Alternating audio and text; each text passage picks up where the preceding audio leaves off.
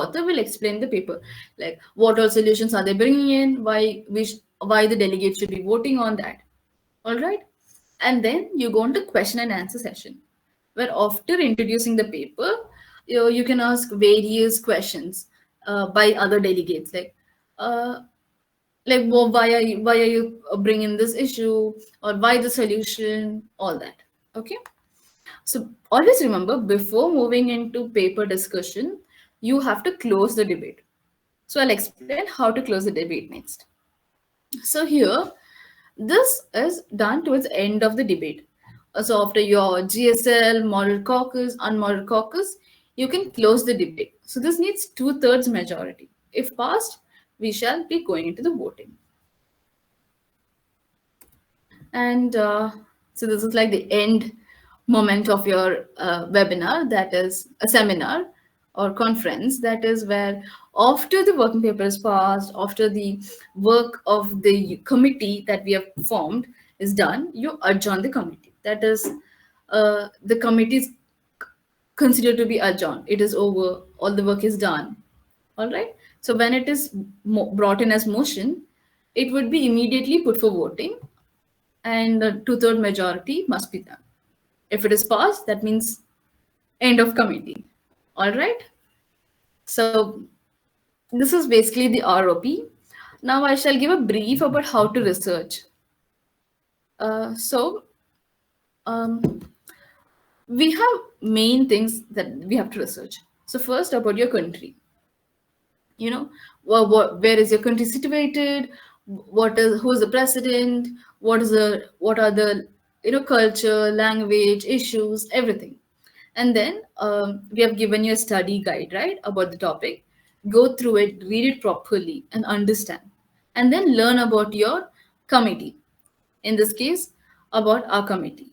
All right. And then what are the past actions done by your country that you're representing, and also the future policy recommendation, like what would you think is the best way out, or what is the solution that you think is right in this case. And then coming to allies and opponents, like who are your country's allies, friends, I mean like friends, and who are your country's opponents. No, let's not call it enemies, opponents. Okay. So that you know better whom to lobby with and whom to gain your support. Hello. Yes, yes, sir. Ma'am, please do change the slide. Yes, Okay, okay. yes. I Yeah, shall be sending the PPT in the group for could your we reference. see the updated slides? Uh, Sorry. Can you see my screen now? Yeah, Yes, yeah, yes. we see. Okay, okay, yeah, yes. Um, Please, can you send it in the PDF format when you are sending?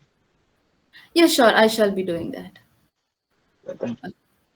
So, at last, the last leg of your research would be your current statistics data, like what are the amount of percentages, and what are the issues, and if it's put in statistical form, it would have more weightage when you bring it onto the table for arguments negotiation.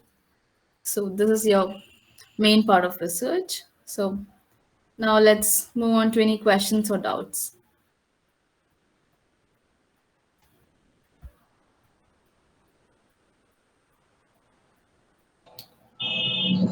Hello, ma'am. I'm Gaurav. Okay.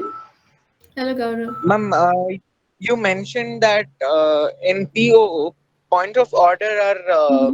Could you please repeat that again?